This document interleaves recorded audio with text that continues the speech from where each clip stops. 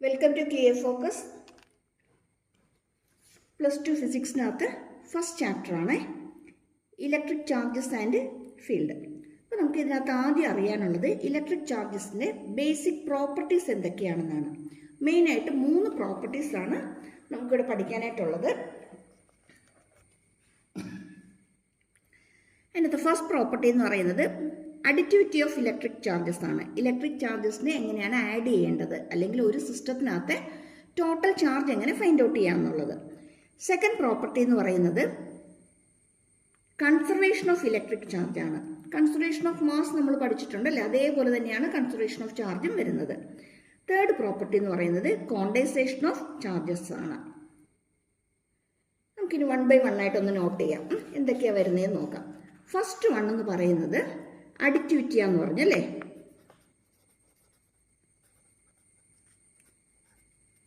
Additivity of charge പറയുന്നത് ഒരു സിസ്റ്റത്തിനകത്ത് കുറേ ചാർജസ് ഉണ്ടെന്ന് വിചാരിച്ചോളൂ.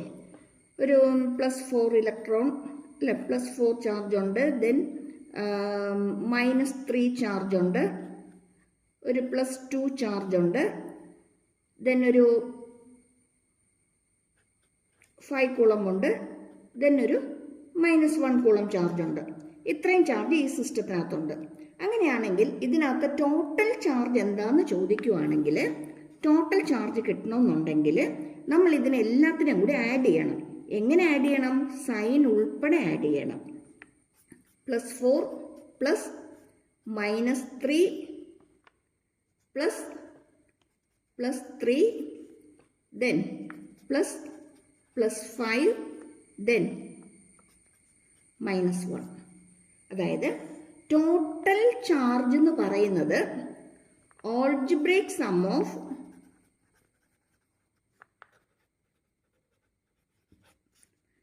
ഇൻഡിവിജ്വൽ ചാർജസ് ആയിരിക്കും.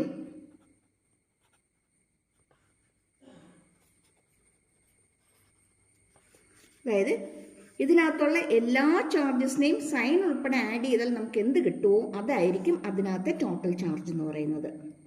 ക്ലിയർ ആയോ? Total charge of a system is the algebraic sum of the individual charges in that body അല്ലെങ്കിൽ in that system. Clear ആയോ? അങ്ങനെയെങ്കിൽ അവിടെ കൺസർവേഷൻ ഓഫ് ചാർജ് എന്താ പറയുന്നത്? കൺസർവേഷൻ ഓഫ് ചാർജ്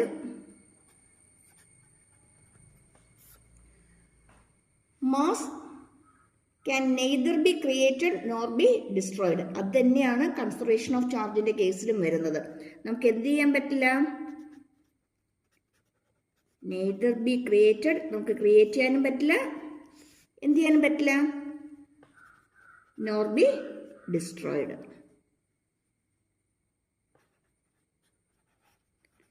ക്രിയേറ്റ് ചെയ്യാനും പറ്റില്ല, ഡിസ്ട്രോയ് ചെയ്യാനും പറ്റത്തില്ല. പക്ഷെ ഒരു ബോഡിയിൽ നിന്നും വേറൊന്നിലേക്ക് നമുക്ക് ചാർജസിനെ ട്രാൻസ്ഫർ ചെയ്യിക്കാനായിട്ട് പറ്റും. ഒരു ചാർജ്ഡ് ബോഡി എടുത്തു, വേറൊരു കണ്ടക്റ്റിംഗ് ബോഡി എടുത്തു, രണ്ടിനെ ഒരു മെറ്റാലിക് വയർ കൊണ്ട് കണക്ട് ചെയ്താൽ ചാർജ് ഉള്ള ബോഡിയിൽ നിന്ന് ഇല്ലാത്ത ബോഡിയിലേക്ക് ചാർജ് ഫ്ലോ ചെയ്തുകൊണ്ടിരിക്കും, അല്ലെങ്കിൽ ചാർജ് കുറവുള്ള ബോഡിയിലേക്ക് ചാർജ് ഫ്ലോ ചെയ്തുകൊണ്ടിരിക്കും. ഇനി ഒരു ചാർജ്ഡ് ബോഡിയുടെ അടുത്തേക്ക് ഒരു ചാർജ് ഇല്ലാത്തൊരു ബോഡിയെ കൊണ്ട് വെക്കുകയാണെങ്കിൽ, കണ്ടക്റ്റിംഗ് ബോഡി ആണെങ്കിൽ ഒരെണ്ണത്തിനകത്ത് മറ്റേതിലേക്ക് ചാർജ് ഫ്ലോ ചെയ്യും. അപ്പോൾ ഇലക്ട്രോൺസിനെ ഒരു ബോഡിയിൽ നിന്ന് വേറൊന്നിലേക്ക് ട്രാൻസ്ഫർ ചെയ്യാം. We can transfer charges from one body to another, but cannot create or destroy electric charges. Electric ചാർജസിനെ ക്രിയേറ്റ് ചെയ്യാനും പറ്റില്ല, ഡിസ്ട്രോയ് ചെയ്യാനും പറ്റില്ല. അപ്പോൾ 2 പ്രോപ്പർട്ടീസായി, ഒന്ന് അഡിറ്റീവ് പ്രോപ്പർട്ടി, ദെൻ കൺസർവേഷൻ അല്ലേ, conservation of charges. The last one is condensation of charge. Condensation of charge പറയുന്നത് എന്താണെന്ന് വെച്ചാൽ, condensation of charge total charge equal to +or-NE, +or-NE. അതായത് ഒരു സിസ്റ്റത്തിനകത്ത് കുറേ ഇലക്ട്രോൺസ് ഉണ്ടെന്ന് വിചാരിച്ചു. ഇതിനകത്ത് ടോട്ടൽ ചാർജ് എത്രയാണെന്ന് ചോദിച്ചാൽ, എത്ര ഇലക്ട്രോൺ ഉണ്ടോ അതേ ഇൻറ്റു ഒരു ഇലക്ട്രോണിൻ്റെ ചാർജിന് ഈക്വൽ ആയിരിക്കും. 10 ഇലക്ട്രോൺ ഉണ്ടെങ്കിലോ 10, 3 ഇലക്ട്രോണേ ഉള്ളതെങ്കിലോ 3. ഇനി പോസിറ്റീവ് ചാർജ് പ്രോട്ടോൺ ആണെങ്കിലോ ഇതെല്ലാം പ്ലസ് ആയിരിക്കും, ഇലക്ട്രോൺ ആണെങ്കിലോ മൈനസ് ആയിരിക്കും. അത്രയേ ഉള്ളൂ. അതായത് കോണ്ടൻസേഷൻ ഓഫ് ചാർജ് പറയുന്നത് കോണ്ടൻസേഷൻ ഓഫ് ചാർജ് പറയുന്നത് total charge is the integral multiple of basic electric charge അല്ലെങ്കിൽ ഇലക്ട്രോൺ ചാർജ്. ഒരു ഇലക്ട്രോണിന്റെ ചാർജിന്റെ ഇന്റഗ്രൽ മൾട്ടിപ്പിളിന് ഈക്വൽ ആയിരിക്കും. Q equal two plus or minus NE.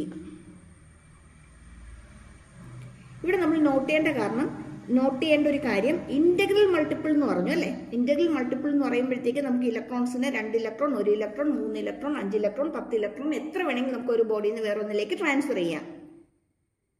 പക്ഷേ ഒരിക്കലും ഒരു ബോഡിയിൽ നമുക്ക് 1.2 ഇലക്ട്രോൺ അല്ലെങ്കിൽ 4.8 ഇലക്ട്രോൺ അല്ലെങ്കിൽ 5.2 ഇലക്ട്രോൺ ഇങ്ങനെ ഫ്രാക്ഷനായിട്ട് ഒരിക്കലും നമുക്ക് ഇലക്ട്രോണിന് ഒരു ബോഡിയിൽ നിന്ന് വേറൊന്നിലേക്ക് ട്രാൻസ്ഫർ ചെയ്യാനായിട്ട് പറ്റത്തില്ല.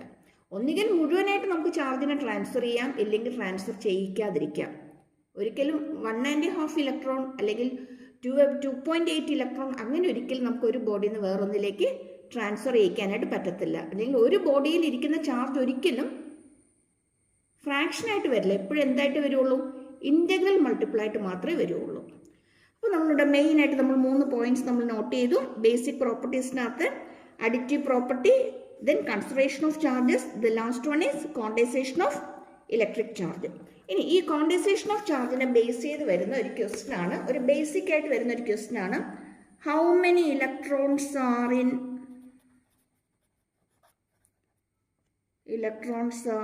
In 1 coulomb charge. ഒരു കൂളം ചാർജിനകത്ത് എത്ര ഇലക്ട്രോൺസ് കാണും എന്നുള്ളത് നമുക്കറിയാം. By condensation of charge total charges NE, integral multiple of electronic charge.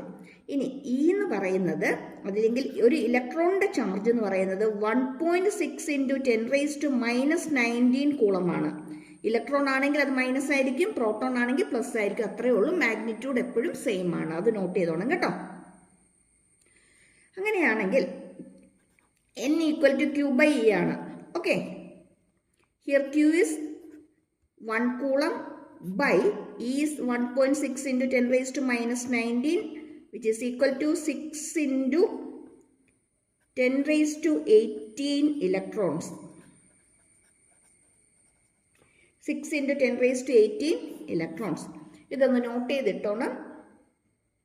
ചിലപ്പോൾ ഒരു 1 മാർക്ക് ക്വസ്റ്റ്യൻ ഒക്കെ ആയിട്ട് നമുക്ക് ചോദിക്കാം, അല്ലെങ്കിൽ ചില പ്രോബ്ലത്തിനകത്ത് ഒരു സബ് ക്വസ്റ്റ്യനായിട്ട് സാധാരണ ഇത് വരാറുണ്ട്.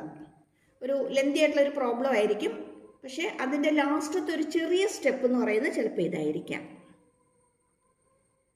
ഓക്കെ, ഇനി നെക്സ്റ്റ് വണ്ണിലേക്ക് പോകുമ്പോൾ ഏറ്റവും ഇമ്പോർട്ടൻ്റ് ആയിട്ടുള്ളത് കൂളംസ് ലോ ആണ്.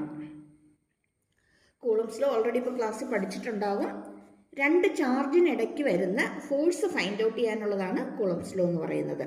ഇനി ബേസിക് ആയിട്ട് നമുക്കറിയാം, സെയിം ചാർജസ് എപ്പോഴും എന്ത് ചെയ്യും? റിപ്പൽ ചെയ്യും. ഓപ്പോസിറ്റ് ചാർജസ് ആണെങ്കിലോ അട്രാക്റ്റ് ചെയ്യും. അപ്പം 2 charges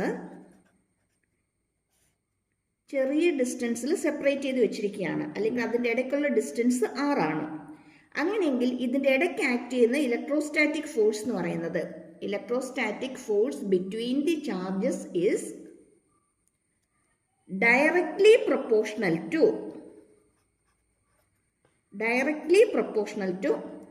product of the charge Q1 Q2, inversely proportional to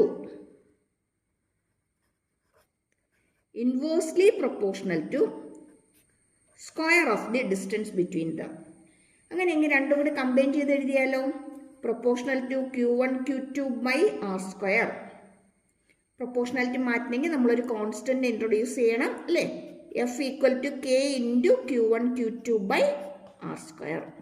ഇതാണ് കൂളംസ് ലോ പറയുന്നത്. ഓക്കെ, ഇനി ഈ കോൺസ്റ്റന്റ് K എന്ന് പറയുന്നത് K is equal to 1/4πε0. ഇതിനെ നമ്മൾ വായിക്കുന്നത് എപ്സലോൺ. ഇനി ഈ എപ്സിലോൺ 0 എന്നിട്ടിരിക്കുന്നത് എന്തിനാന്ന് വെച്ചാൽ, നമ്മൾ ഈ ചാർജിനെ വെച്ചിരിക്കുന്നത് വാക്യൂമിലോ അല്ലെങ്കിൽ ഫ്രീ സ്പേസിലോ ഇതിൻ്റെ ഇടയ്ക്ക് വേറെ മീഡിയം ഒന്നുമില്ല. ഒന്നുകിൽ എയർ അല്ലെങ്കിൽ വാക്യൂം. വാക്യൂം അല്ലെങ്കിൽ എയർ, അതിനെയാണ് നമ്മൾ ഫ്രീ സ്പേസ് എന്ന് പറയുന്നത്. ഫ്രീ സ്പേസിലാണ് നമ്മൾ ഈ ചാർജസിനെ വെച്ചിരിക്കുന്നതെങ്കിൽ അവിടെ നമ്മൾ ഈ കോൺസ്റ്റന്റിനകത്ത് യൂസ് ചെയ്യുന്നത് എപ്സിലോൺ 0 ആയിരിക്കും. ഈ എപ്സിലോൺ 0യെ നമ്മൾ വിളിക്കുന്ന പേര് പെർമിറ്റിവിറ്റി ഓഫ് ഫ്രീ സ്പേസ് എന്നായിരിക്കും. Permittivity of free space.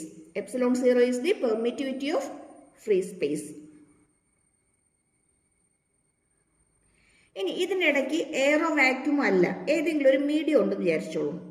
ഏതെങ്കിലും ഒരു ഓയിൽ ഇതിൻ്റെ ഇടയ്ക്ക് വരുന്നുണ്ട്. ഒരു ഓയിലിനകത്താണ് നമ്മൾ 2 ചാർജിനെ വെച്ചിരിക്കുന്നത്, അല്ലെങ്കിൽ വാട്ടറിലാണ് നമ്മൾ 2 ചാർജിനെ വെച്ചിരിക്കുന്നത്. ഏതെങ്കിലും ഒരു മീഡിയം വരുന്നുണ്ടെങ്കിൽ അവിടെ നമ്മൾ 1/4π എപ്സിലോൺ. എപ്സിലോൺ എന്ന് പറയുന്നത് പെർമിറ്റിവിറ്റി ഓഫ് മീഡിയം. ക്ലിയർ ആയോ? Permittivity of medium. ഇനി ഇതിവിടെ നിൽക്കട്ടെ. ഇതിൻ്റെ വാല്യൂ ഓരോ മീഡിയത്തിന് ഡിപ്പെൻഡ് ചെയ്തിരിക്കും. ഇപ്പം വാട്ടറിൻ്റെ പെർമിറ്റിവിറ്റി ആയിരിക്കത്തില്ല. നമ്മൾ ഓയിൽ എടുക്കുകയാണെങ്കിൽ, അല്ലെങ്കിൽ കെറോസിൻ എടുക്കുകയാണെങ്കിൽ, ഗ്ലിസറിൻ എടുക്കുകയാണെങ്കിൽ ഓരോന്നിൻ്റെയും പെർമിറ്റിവിറ്റി ചേഞ്ച് ആയിട്ട് വരും. ഓക്കെ, അത് പറ്റോട്ടെ.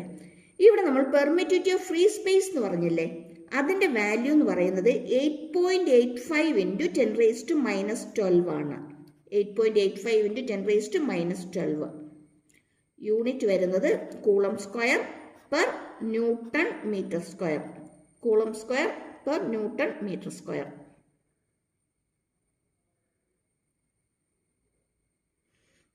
ഇനി ഇതിനകത്ത് 4 ഒരു കോൺസ്റ്റന്റ് ആണ്. പൈയുടെ വാല്യൂ നമുക്കറിയാം 3.14 ആണ്. എപ്സിലോൺ 0യുടെ വാല്യൂ നമുക്ക് ഇവിടെ കിട്ടി. ഈ വാല്യൂസ് എല്ലാം ഇതിനകത്ത് സബ്സ്റ്റിറ്റ്യൂട്ട് ചെയ്ത് കഴിഞ്ഞാൽ നമുക്ക് കിട്ടുന്ന കെയുടെ വാല്യൂ എന്ന് പറയുന്നത് k = 9 × 10⁻⁹ ആയിരിക്കും. 9 × 10⁻⁹ ആയിരിക്കും. അങ്ങനെ ഒരു കാര്യം ഒന്ന് നോട്ട് ചെയ്തേ. ഇവിടെ Q1 Q2 1 കൂളം 1 കൂളമാന്ന് വിചാരിച്ചോളൂ. ഇതിനിടയ്ക്കുള്ള ഡിസ്റ്റൻസ് 1 മീറ്റർ ആണെന്ന് വിചാരിച്ചോളൂ. അങ്ങനെയെങ്കിൽ ഇത് ഫുള്ളായിട്ട് 1 ആയിട്ട് മാറില്ലേ?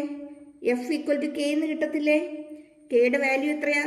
9 × 10⁻⁹. അതായത് F = 9 × 10⁻⁹ ന്യൂട്ടൺ എന്ന് കിട്ടും. എപ്പോഴാ?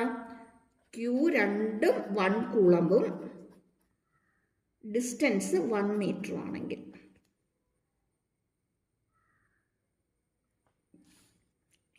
ഇതിൻ്റെ ഡീറ്റെയിൽ ആയിട്ടുള്ള നോട്ട്സ് ഓൾറെഡി ഒരു വീഡിയോയിൽ അപ്ലോഡ് ചെയ്തിട്ടുണ്ട്. ലിങ്ക് ഞാൻ കമൻറ്റ് ബോക്സിൽ തന്നേക്കാം. നോക്കിക്കോണേ. നോട്ട്സ് വേണമെന്നുള്ളവർ അതിൻ്റെ അകത്ത് നോക്കിക്കോണം. ഏറ്റവും ഷോർട്ടാക്കി പെട്ടെന്ന് മനസ്സിലാകാവുന്ന രീതിയിൽ തന്നെ, ഏറ്റവും ബ്രീഫായിട്ട് തന്നെ നോട്ട്സ് തന്നിട്ടുണ്ട് കേട്ടോ. പെട്ടെന്ന് ഫോളോ ചെയ്യാൻ പറ്റുന്ന രീതിയിലാണ് തന്നിരിക്കുന്നത്. ഇപ്പം നോട്ട്സ് വേണമെന്നുള്ളവർ അതൊന്ന് ഫോളോ ചെയ്തോണേ. ഓക്കെ, ഇനി ഈ കൂളംസ് ലോയ്ക്കകത്ത് നമുക്ക് അറിയേണ്ട ഒരു കാര്യവും കൂടി ഒന്ന് പറഞ്ഞേക്കാം. ഈ പെർമിറ്റിവിറ്റി എന്ന് പറയുന്നത് ഇലക്ട്രിക് ഫീൽഡിനെ പാസ് ചെയ്യാനുള്ള ഒരു മീഡിയത്തിൻ്റെ കപ്പാസിറ്റിയാണ്. ഒരു മീഡിയത്തിന് എത്രത്തോളം ഇലക്ട്രിക് ഫീൽഡ് ലൈൻസിനെ പാസ് ചെയ്യാനായിട്ട് പറ്റും, അല്ലെങ്കിൽ അതിനകത്തൂടി കടത്തിവിടാനായിട്ട് പറ്റും. ഇവിടെ നമുക്ക് അറിയേണ്ട ഒരു ടേമും കൂടി ഉണ്ട്, റിലേറ്റീവ് പെർമിറ്റിവിറ്റി. ഒത്തിരി ഇമ്പോർട്ടൻ്റ് ആട്ടോ ഈ term. Epsilon R. Epsilon R എന്ന് പറയുന്നത് ε/ε0 ആണ്. ε/ε0 ആണ്. ഈ എപ്സിലോൺ എന്ന് പറയുന്നത് പെർമിറ്റിവിറ്റി ഓഫ് മീഡിയം ആണ്, നമ്മൾ ഓൾറെഡി പറഞ്ഞു അല്ലേ.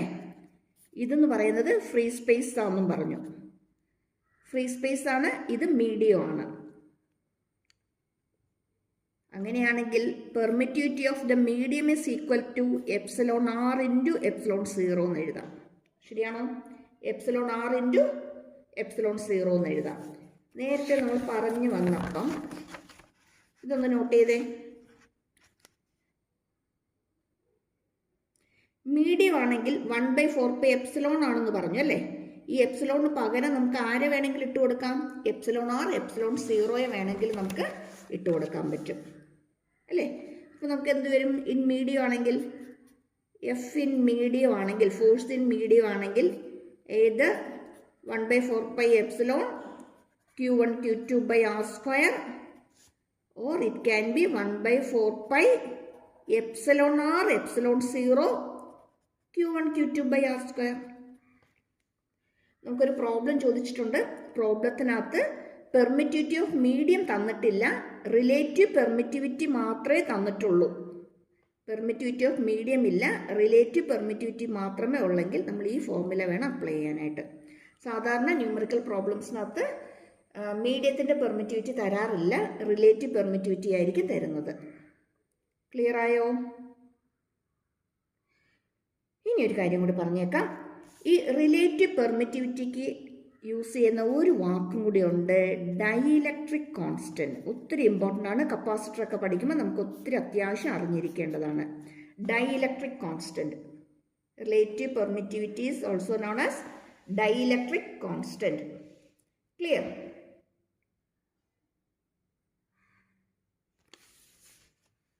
അങ്ങനെയാണെങ്കിൽ നമുക്കിവിടെ ഒരു ക്വസ്റ്റ്യൻ ഒന്ന് നോക്കിയാലോ. The electrostatic force acting between two charges separated by a distance r in free space is F. രണ്ട് ചാർജ് r സെപ്പറേഷന് വെച്ചിട്ടുണ്ട്, അതിൻ്റെ ഇടയ്ക്ക് ആക്ട് ചെയ്യുന്ന ഫോഴ്സ് എന്ന് പറയുന്നത് F ആണ്. Find out the force between them if the separation between them is reduced to half. അത് തമ്മിലുള്ള സെപ്പറേഷൻ ഹാഫ് ആയിട്ട് കുറയ്ക്കുകയാണെങ്കിൽ അവിടെ ആക്ട് ചെയ്യുന്ന ഫോഴ്സ് എന്താണെന്നാണ് ക്വസ്റ്റ്യൻ ചോദിച്ചിരിക്കുന്നത്. ക്വസ്റ്റ്യൻ ഒന്ന് ഇവിടെ ഒന്ന് വായിച്ചു നോക്കിക്കേ.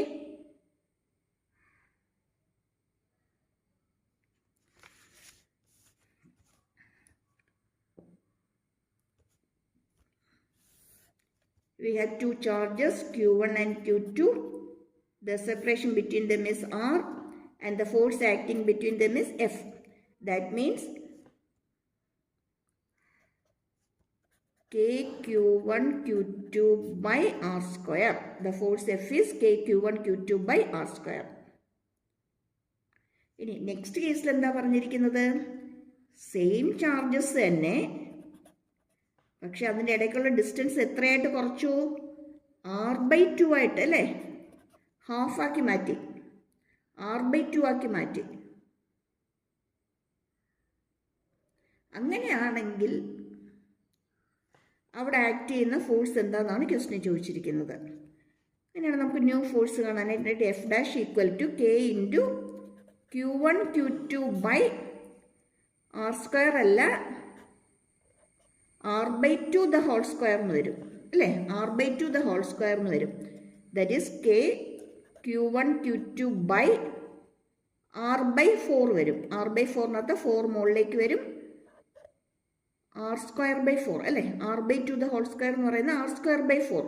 അപ്പോൾ 4 നേരെ ന്യൂമറേറ്ററിലേക്ക് വന്നു, ഡിനോമിനേറ്ററിൽ R സ്ക്വയർ തന്നെ, K Q1 Q2 by R square into 4 എന്ന് വന്നു. That is 4K Q1 Q2 by R square. ഈ K Q1 Q2 by R square എന്ന് പറയുന്നത് ആരായിരുന്നു? F ആയിരുന്നു അല്ലേ.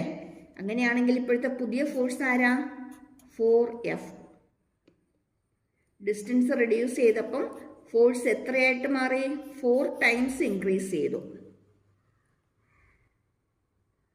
Force increases to length changes to 4 times that of the initial one. അതിലുണ്ടായിരുന്നതിനെക്കാട്ടിലും 4 മടങ്ങായിട്ട് ഫോഴ്സ് ഇൻക്രീസ് ചെയ്തു. അപ്പം ഇതേപോലുള്ള പ്രോബ്ലംസ് സാധാരണ ചോദിച്ച് കാണാറുണ്ട്. നമ്മുടെ 2 സിലബസിലുള്ളവർക്കും, സ്റ്റേറ്റ് സിലബസിലുള്ളവർക്കും CBSE സിലബസിലുള്ളവർക്കും, 2 പേർക്കും, CBSEയും സ്റ്റേറ്റ് ബോർഡും സ്റ്റേറ്റിനും, അതായത് 1 മാർക്ക് ക്വസ്റ്റിനായിട്ട് സ്റ്റേറ്റിന് സാധാരണ കുറേ ക്വസ്റ്റിനകത്ത് ഒരു സബ് ക്വസ്റ്റിനായിട്ട് ഒരു 1 മാർക്ക് ക്വസ്റ്റിനായിട്ട് ഇത് വരാറുണ്ട്. CBSEക്കാണെങ്കിൽ മൾട്ടിപ്പിൾ ചോയ്സിനകത്ത് MCQസിനകത്ത് ഇതേ ഈ ടൈപ്പിലെ ക്വസ്റ്റ്യൻസ് ചോദിച്ചു കാണാറുണ്ട്. ഇനി MCQനകത്ത് സാധാരണ മൾട്ടിപ്പിൾ ചോയ്സിനകത്ത് ഇത്തരം ക്വസ്റ്റ്യൻസ് വരുമ്പോഴത്തേക്കും ഇവിടെ നമ്മളിപ്പം ഡിസ്കസ് ചെയ്തത് R റെഡ്യൂസ് ചെയ്യുന്ന കാര്യം മാത്രമാണ് അല്ലേ. R ഹാഫായിട്ട് മാറുന്ന കേസാണ് വരുന്നത്.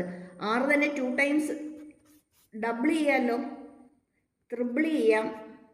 അതുപോലെ ഇതിനകത്ത് ചാർജസിൻ്റെ മാഗ്നിറ്റ്യൂഡ് ഏതെങ്കിലും ഒന്നിൻ്റെത് ഹാഫായിട്ട് റെഡ്യൂസ്ഡ് ആകാം, അല്ലെങ്കിൽ ഏതെങ്കിലും ഒന്നിൻ്റെ ചാർജ് 4 ടൈംസ് ആയിട്ട് മാറി, അങ്ങനെ വാല്യൂസ് മാറിയും തിരിഞ്ഞും ക്യൂവിൻ്റെ ചാർജിൻ്റെയും ഡിസ്റ്റൻസിൻ്റെയും വാല്യൂസ് ചേഞ്ച് ചെയ്തിട്ട് ഇതുപോലുള്ള ന്യൂമറിക്കൽ പ്രോബ്ലംസ് ചോദിക്കാറുണ്ട് 1 മാർക്ക് ക്വസ്റ്റ്യൻസ്. രണ്ടുപേർക്കും നമുക്കിത് എക്സ്പെക്ട് ചെയ്യാവുന്ന ക്വസ്റ്റ്യൻസ് ആണ്. സ്റ്റേറ്റിനാണെങ്കിൽ സാധാരണ ഒരു 4 മാർക്ക് ക്വസ്റ്റിനകത്ത് ഒരു 1 മാർക്ക് ക്വസ്റ്റ്യൻ ഇതായിട്ട് വരാം. CBSE-യിലാണെങ്കിൽ മൾട്ടിപ്പിൾ ചോയ്സിനകത്ത് ഇതേപോലുള്ള ക്വസ്റ്റ്യൻസ്. അത് ഡിസ്റ്റൻസ് മാത്രമല്ല, ചാർജസും വേരി ചെയ്തിട്ട് ചോദിക്കാറുണ്ട്. ഇനി ചില കേസിൽ റേഷ്യോ ആയിട്ടും ചോദിക്കാറുണ്ട്. Ratio of the initial force and final force, F/F' അല്ലെങ്കിൽ F'/F. ഇങ്ങനെ നമുക്ക് ഫൈൻഡ് ഔട്ട് ചെയ്യാനായിട്ട് ക്വസ്റ്റ്യൻ വരാറുണ്ട്. ഇവിടെ F/F' ആണ്. നമ്മൾ എന്ത് ചെയ്തേനെ? F/F' എന്ന് പറയുമ്പോഴത്തേക്കും F ഇനിഷ്യൽ ഫോഴ്സ് അത് തന്നെയായിരുന്നു. F' എന്ന് പറയുന്നത് 4F ആണ്. ദാറ്റ് മീൻസ് F/F' എന്ന് പറയുന്നത് 1/4 ആണ്.